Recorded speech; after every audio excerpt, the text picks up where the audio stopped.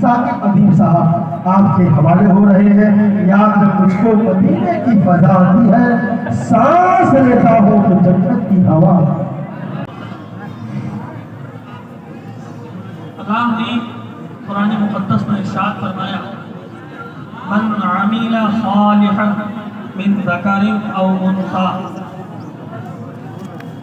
جس نے نیک عمل کیا وہو من ذکر او انثی، مرد ہو یا عورت، وہو مؤمن، اور وہ مؤمن ہے، اللہ فرماتا ہے فَلَنُحْيِيَنَّهُ حَيَاةً طَيِّبَةً، تو ہم ضرور انہیں پاکیزہ زندگی عطا فرمائیں.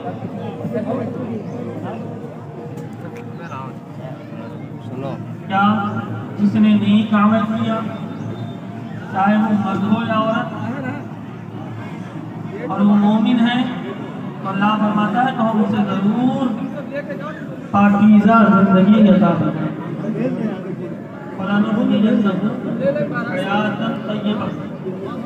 اب آپ اس آیت کے تناظر میں دیکھیں کون کون سا نیک عمل ہے، کون کون سی باتیں ہیں، کیا کیا اللہ نے بندے سے تقاضا فرمایا، کس کس چیز سے اللہ نے اپنے بندے کو آگاہ فرمایا کہ تم نیک عمل کرو، مرد ہو یا عورت ہو اور مومن ہو، تو ہم تمہیں ضرور پاکیزہ زندگی عطا فرمائیں. پاکیزہ زندگی کون سی ہے؟ پاکیزہ زندگی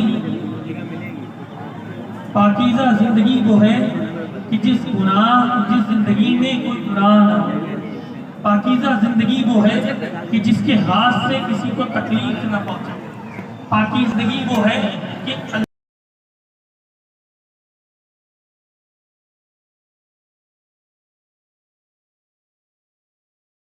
جو آپ کو زبان عطا کری ہے، اس زبان سے آپ کسی کو تکلیف نہ دیں. پاکیزہ زندگی وہ ہے کہ جس آنکھ اللہ نے آپ کو عطا فرمائی ہے، وہ آنکھ سے آپ غلط کام کو نہ دیکھیں. اللہ فرماتا ہے آپ کی آنکھ پاک ہے، آپ کی زبان پاک ہے، آپ کا دل پاک ہے، تو سنو آپ کے ہاتھ پاک ہے، کسی سے اس کو تکلیف نہیں پہنچی. آپ نے پوری زندگی اللہ اور اس کے حبیب سرکار دو عالم پیغمبر عالم صلی اللہ علیہ وسلم کے ارشادات کے مطابق گزاری. تو اللہ فرماتا ہے آپ ایسے لوگ ہو جنہیں اللہ نے وعدہ فرمایا ہے، نیک عمل کرتے ہیں، مرد ہو یا عورت ہو، اور وہ مومن ہو، تو ہم انہیں پاکیزہ زندگی عطا فرمائیں گے. اللہ فرماتا ہے یہ گناہ اگر آپ سے سرزد نہ ہوئے، آپ نے غیبت نہ کری، آپ نے جھوٹ نہ بولا، حضور مخدوم شاہ کی بارگاہ میں آئے، فاتحہ پڑھی اور اپنے گناہوں کا اور توسل سے اپنے گناہوں کی معافی طلب کری، تو اللہ فرماتا ہے میں ایسے نیک بندوں کو، ایسے اچھے بندوں کو میں گناہ بھی معاف فرماتا ہوں، اور ساتھ ہی ساتھ جب وہ دنیا سے جاتے ہیں تو ان کے درجات بھی بلند ہیں. یہاں جب آگے لوگ بیٹھے ہیں، جہاں آپ کو جگہ مل جائے غالباً وہیں بیٹھتے ہیں. آگے آپ بھان کے آ رہے ہیں، لوگوں کو تکلیف ہو رہی ہے، کسی کو کچھ لگ رہا ہے، کسی کو لات لگ رہی ہے، کم سے کم بزرگان دین کی بارگاہ میں آنے کا اتنا تو خیال کرو. کہاں بیٹھے ہیں؟ آپ کا یہ ادب بھی کہ ایک مسلمان وہ ہے کہ جس کے ہاتھ سے، جس کے پاؤں سے کسی دوسرے مسلمان کو تکلیف نہ پہنچے. ہم مزار پہ ہم یہاں جاجموں میں ہماری اور آپ کی زندگیاں صرف انہی باتوں میں منحصر ہیں. کسی کو کچھ کر دیا، بھیڑ میں چلے ہیں، بھیڑ جانے دیجیے، کھڑے ہو جائیے، صبر کریے، ادب کا مقام بلند رکھیے. اس لیے جو باادب ہوتے ہیں وہ بانصیب ہوتے ہیں، اور جو بے ادب ہوتے ہیں وہ پوری زندگی بے نصیب ہے. اپنی زندگی کو صحیح کرو، اپنے معاملات کو صحیح کرو. اللہ کے حبیب فرماتے ہیں کہ لا یؤمن احدکم حتی یکون ہواہ تبعا لما جئت بہ. سنو، تم میں سے کوئی شخص اس وقت تک مومن کامل نہیں ہو سکتا جب تک کہ اپنی طبیعت کو شریعت کے مطابق نہ چلائے. اللہ نے فرمایا، اللہ کے حبیب فرماتے کہتے ہیں تم میں سے کوئی شخص اس وقت تک مومن کامل نہیں ہو سکتا جب تک کہ تم میں سے کوئی اپنی طبیعت کو شریعت کے مطابق نہ چلائے. شریعت کے مطابق چلانے کا مطلب، شریعت کے مطابق چلانے کا مطلب یہ ہے، وہی آیت جو میں نے پڑھی ہے، من عمل صالحا من ذکر او انثی.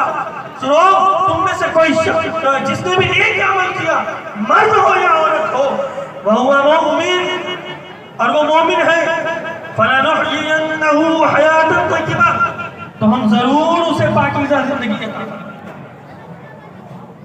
طبیعت کے مطابق زندگی نہیں گزارو. اللہ فرماتا ہے شریعت کے مطابق زندگی گزارو. پوری زندگی حضور مخدوم شاہ اعلیٰ رحمۃ اللہ تعالیٰ علیہ نے شریعت کے مطابق زندگی گزاری. کتنے لوگ آئے 1400 سال سے لے کے اب تک، جتنے بھی لوگ آئے، کیا کسی کی قبر پر اتنے لوگ حاضر ہوتے ہیں؟ چند اللہ ماشاء اللہ جو اللہ کے بندے ہیں، جو اللہ کے محبوب بنتے ہیں، جو اللہ کے پیارے بنتے ہیں، جو اللہ کے مقرب بنتے ہیں، جو اللہ کی بارگاہ میں سروا سجود میں وہ اللہ کی بارگاہ میں اپنے گناہوں کو معاف کروانے کے لیے ہے. ان کی زندگی سے کوئی گناہ نہ ہوا، کسی کو تکلیف نہ پہنچی. جب بھی وہ اٹھتے تو زبان سے درود پڑھتے، جب بھی وہ بیٹھتے تو کہیں قرآن کی تلاوت کرتے، جب خالی اوقات آتے تو وہ نمازیں پڑھتے، سجدے کرتے، اپنے رب کو مناتے. تب کہیں جا کر کے اللہ انہیں بلند مقام عطا فرماتا ہے. ہزاروں لوگ، سینکڑوں لوگ اس دنیا میں آئے اور آ کر کے چلے گئے. کسی کی قبر پر اتنے لوگ نہیں آتے ہیں، لیکن کیوں آتے ہیں؟ اس لیے آتے ہیں کہ یہ اللہ کا چاہنے والا بندہ ہے، یہ مقربین بارگاہ ہے، یہ مصطفیٰ کا شہدائی ہے. اس نے پوری زندگی اپنی طبیعت سے نہیں گزاری بلکہ شریعت کے مطابق گزاری، اور لوگوں کو یہ پیغام دیا کہ طریقہ مصطفیٰ کو چھوڑنا ہے وجہ بربادی، طریقہ مصطفیٰ کو چھوڑنا ہے وجہ بربادی. اسی سے قوم ہوئی بے اقتدار اپنی مصطفیٰ کے دعوت کو. تم جب تک مضبوطی سے پکڑے رہو گے اس وقت تک تمہیں کوئی گمراہ نہیں کر سکتا، تمہارے پلے میں گناہ نہیں آ سکتا. مصطفیٰ کا دامن پکڑو گے تو گناہ دور ہو جائیں گے، اور جب بزرگوں کے دامن سے وابستگی ہو جائے گی تو سنو، گناہ تو گناہ، مصطفیٰ بھی راضی ہو جائیں گے اور خدا بھی راضی.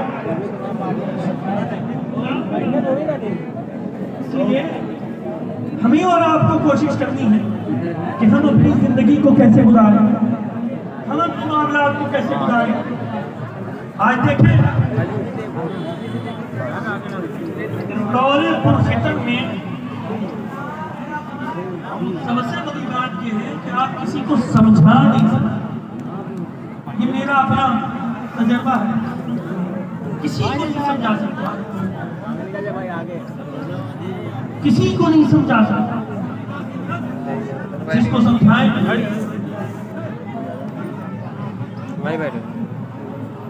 اس کو ادھر رکھ، جس کو آپ کوئی بات اگر بتائیں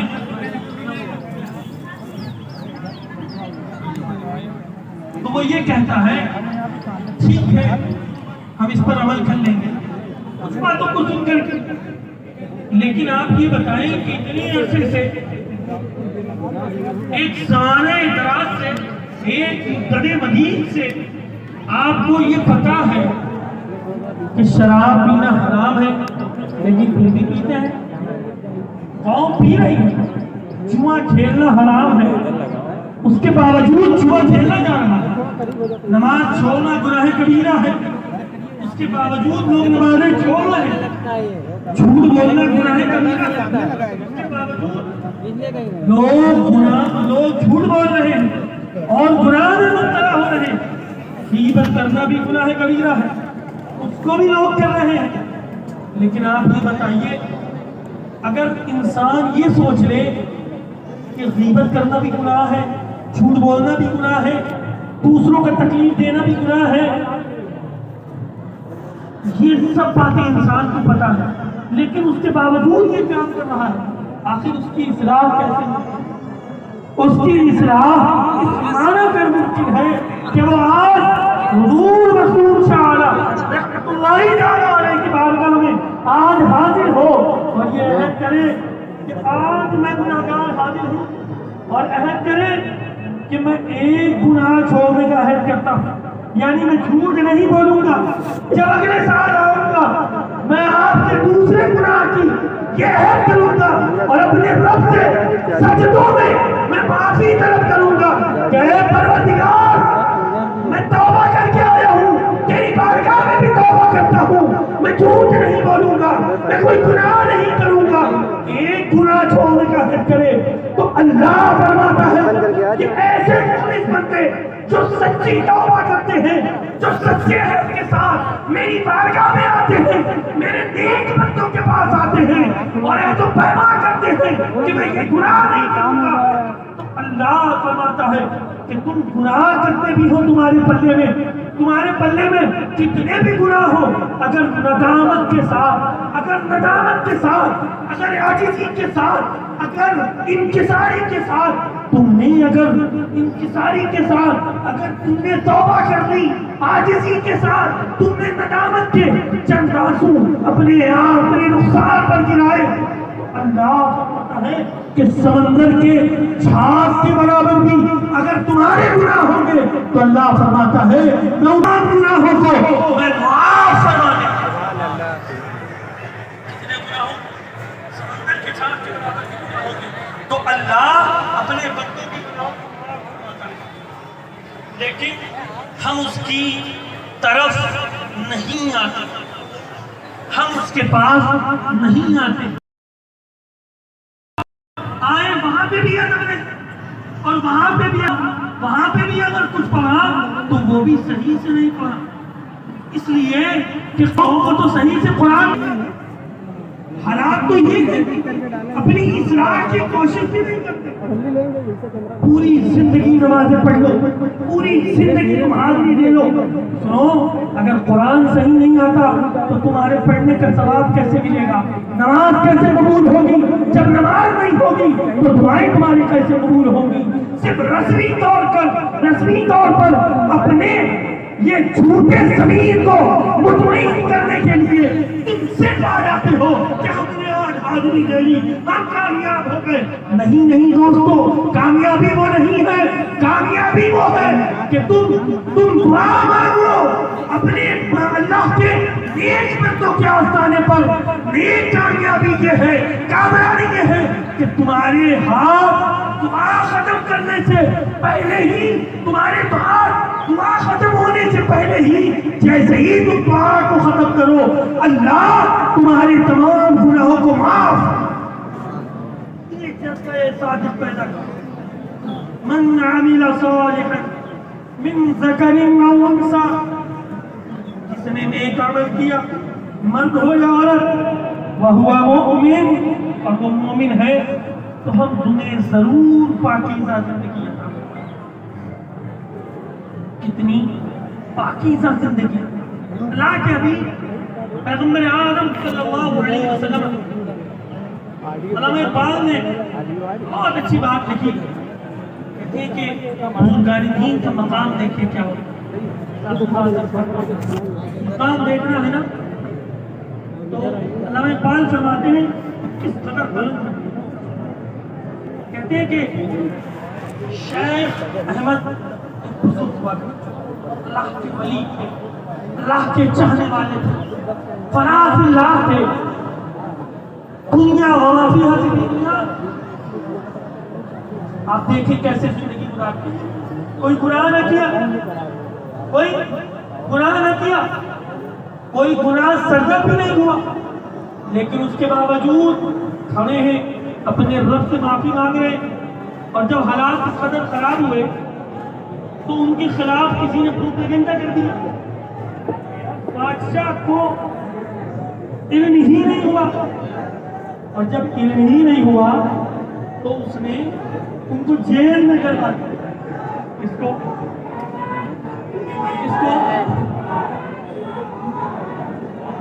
جو شیخ احمد تھے ان کو جیل میں ڈلوا دیا، بادشاہ بھی وہاں ایک طبیعت، شیخ احمد جیل میں ہے، انہوں نے کبھی کسی کے آگے سخت سوال دراز نہیں کی کہ میری مدد کر دو، مجھے یہ دے دو، مجھے وہ دے دو، کہیں بھی گئے پوری زندگی انہوں نے کبھی کسی کے آگے کچھ نہیں کہا، گھر میں ہو یا کہیں ہو یا دنیا میں ہو کچھ نہیں، اللہ سے مانگتے تھے اور اپنے گناہوں کی معافی طلب کرتے تھے، اللہ کا ورد کیا، یہ بزرگوں کا شیوا رہا، اپنی زبان کو درود پاک کی کثرت سے وہ سرشار رکھتے تھے، اس لیے کہ جو درود پاک کی کثرت کرتا ہے اس کی زبان بھی پاک ہو جاتی ہے اور اس کا دل بھی اللہ پاک کر دیتا ہے۔ لیکن ہم تو اس زبان پہ گانے لاتے ہیں، گانے گاتے ہیں، لطیف قوال آپ خود اور اپنے دوستی کے ساتھ تیار ہو جائے، اور یہ ساری باتیں، سارے معاملات جب انسان کرتا ہے تو اللہ ایسے لوگوں کو، نیک بندوں کو ان کی دعا بھی قبول کرتا ہے، ان کی حاضری کو بھی قبول کرتا ہے۔ شیخ احمد کو جب جیل میں ڈال دیا گیا تو لکھتے ہیں علامہ اقبال کہتے ہیں جب ان کو جیل میں ڈالا گیا تو انہوں نے کسی سے نہیں کہا کہ مجھے اللہ کا نیک بندہ تھا، اللہ کا برگزیدہ بندہ تھا، فنا فی اللہ، اور فنا فی اللہ کے ساتھ ساتھ جب وہ بادشاہ رات کی تاریکی میں سویا اور سونے کے بعد دیکھیے ہمارے اور آپ کے درمیان، ہمارے اور آپ کے سرپرست کرم فرما مکرم معزز علی جناب محترم مقام شاد صاحب قبلہ تشریف لے آئے، میں کافی بات عرض کرتا ہوں، بس 1 منٹ کی بات، 1 لائن۔ اللہ نے جب شیخ احمد صاحب جیل میں جب وہ پہنچے، بادشاہ کو رات میں دیدار ہوا، دیدار ہونے کے بعد پتہ کیا ہوا؟ کس کا دیدار ہوا؟ بادشاہ سویا رات کی تاریکی میں، پہلے پہر پر جب اللہ کے نبی پیغمبر اعظم صلی اللہ علیہ وسلم کا جب اس بادشاہ کو دیدار ہوا اور کہا سنو تم نے میرے نیک بندے کو جیل میں ڈالا ہے، اس کا کوئی جرم نہیں ہے، تو آپ دیکھیں کہ اللہ کے ولی کس قدر برگزیدہ ہے کہ ان کی گواہی خواب میں مصطفیٰ کریم صلی اللہ علیہ وسلم آ کر کے دے رہے ہیں، تو وہ بادشاہ ان کے پاس گیا اور جانے کے بعد آتا ہے اور کہتا ہے کہ میاں کہ حضرت حضور ہاتھ چھوٹتے ہیں، کہتے ہیں کہ مجھے حضور کا دیدار نصیب ہوا، مجھ سے غلطی ہو گئی، معاف کر دیں، اور معافی طلب کری۔ یہ اللہ کے بندوں کا مقام ہے۔ اللہ سے دعا کریے کہ ہم سب لوگوں کو دارین کی سعادتوں سے مالامال فرمائے، اور تمام لوگ جو حاضر ہیں ان کی حاضری کو قبول فرمائے، اور ہم سب لوگ میں تمام لوگ جو کہیں بھی بیمار ہیں سب کو شفا عطا فرمائے۔ استغفر اللہ ربی من کل ذنب واتوب الیہ، وآخر دعوانا ان الحمد للہ رب العالمین۔ السلام علیکم ورحمۃ اللہ وبرکاتہ۔